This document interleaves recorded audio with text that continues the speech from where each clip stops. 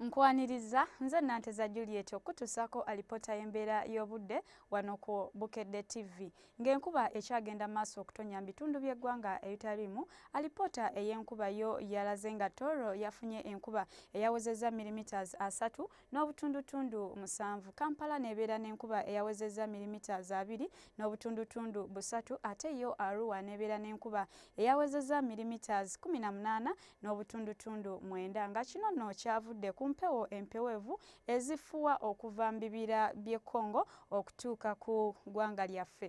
Ku makya tusuubira okkeera n'akasana okwaka ng'ate bwe kakubakubamu mu bitundu ebyo ebimu eby'omu buvanjuba ssaako n'ebyo ebimu eby'omu bugwanjuba. Olwo ebitundu ebisigadde tusuubira okufunayo enkuba entonotono ate olw'eggulo ebitundu by'eggwanga ebisinga obungi tubisuubira okuba n'enkuba. Awo nno gwe asuubira okutambulako olw'eggulo tukusaba otambule n'eminvuuli.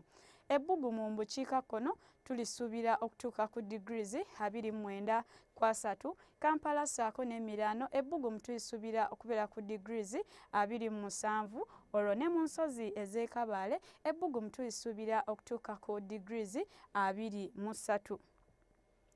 Ku bibuga ebimu ebyebunaayira Nairobi ssaako ne mu Paris tusuubirayo enkuba ate yo mu Dubai tusuubira akasana okwememulanga n'ebbugumu tulisuubira okutuuka ku degrees 43.